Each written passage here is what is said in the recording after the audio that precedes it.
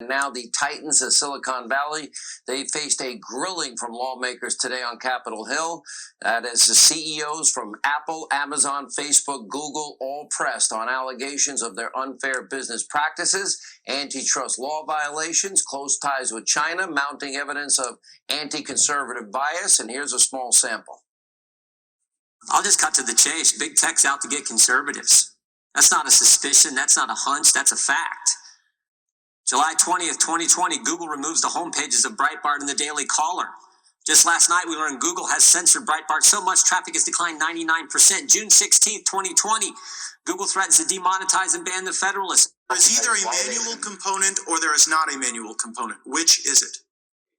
For creating those lists, that process can involve manual portions. Okay, great. Well, that is sort of the concern that I have. You've confessed that there is a manual component to the way in which you blacklist content.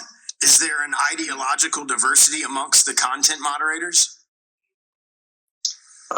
Congressman, I don't think we choose to hire them on the basis of an ideology, but certainly we don't want to have any bias in what we do, and we wouldn't tolerate it if we discovered that. And earlier today, the president tweeted, quote, "If Congress doesn't bring fairness to big tech, which they should have done years ago, I will do it myself with executive orders." And in Washington, it has been all talk, no action for years, and the people of our country, they're sick and tired of it. Here's reaction author of Firebrand, Congressman Matt Gaetz, and former ambassador and former acting director of the National Intelligence, who did a great service to this country, actually allowing us to see some truth about the deep state. You did a phenomenal job, sir. Thank you so much for what you did and being with us. Thank you so much. Rick, we'll start with you tonight. We're now learning a lot about these companies. Now, they have this liability protection if they're content providers, but once they begin editing, that liability protection would go away, and we see a lot of this going on more than we ever dreamed of. Isn't that true? Yeah, it's totally true. This is a decision that they've made. They're not trying to do anything but flip the script on citizen journalism. We have, for 225 years, beginning with Hartford Courant, had the media controlled by newspapers and newspaper editors. When the internet was invented, we flipped the script. We had citizens being able to question what the news was and put out their own stories. Now what we see is big tech roaring back.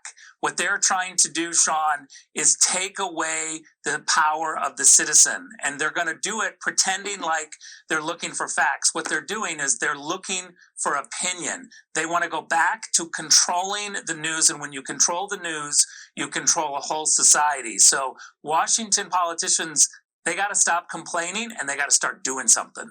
And Matt Gaetz, you were particularly poignant and powerful today in your arguments. I'd like to give you a chance to explain. Here's the message to the president. Congress will not do anything on big tech because Congress is bought off by big tech. But we proved today that many of America's largest technology platforms are not acting in the best interest of our country. They've pulled out of deals, as Google has, with our own military to keep our service members safe. But then Google has no problem going and partnering with the Chinese military, of all folks. Even General Dunford, the chairman of the Joint Chiefs of Staff, said that Google is directly benefiting the Chinese military. But it's not just that they're working with China, they're trying to turn our country into China. Google in particular is the most dangerous election interference organization in the world. Sundar Pichai was at a meeting where his top executive team said that they had to stop Donald Trump in 4 years and make his victory just a populist blip in history. And since then, he admitted that individuals can go and alter search and change things on blacklists so you don't see sites that are conservative, like the Federalist, the Daily Caller, Breitbart, and others that Mr. Jordan mentioned. And then also you saw, Mr. Pichai have to confess the fact that I really think there's an outcome that cannot be explained through these glitches where the conservative sites that we used to see in news are now starting to disappear. They want to control what you see so they can control what you think and how you act. And a free society must stand against this. And shadow banning is real. I'll ask you both, Rick, first. Yeah, of course it's real. We've seen it over and over again, and we've got to have people that are more focused on this election. It's a less than 100 days, and we have too many people that are focused on the Russian propaganda problem of the past. And what we need to be able to do is recognize the Russians will always do propaganda like they have done at every election. But right now we have a problem in our own country with our own tech executives trying to put their thumb on the scale for this election. We got to do something about it. 20 last seconds, Matt. Twitter shadow banned 4 members of Congress during the Russia hoax: Jim Jordan, Mark Meadows, Devin Nunes, and Matt Gaetz. That wasn't a coincidence, Sean, and you know what? The Department of Justice should go and investigate these major tech platforms and prove that they are not biased. We've got enough smoke. There's definitely fire, and I think the Department of Justice needs to be a lot more active in this civil litigation. You can't have the liability if they're going to be content editors. That liability doesn't exist for news organizations. They're deciding what content is good and what content is bad, and if they're going to make that determination, their liability protections should go away. That's the least of it, and the bias also is obvious. Thank you both.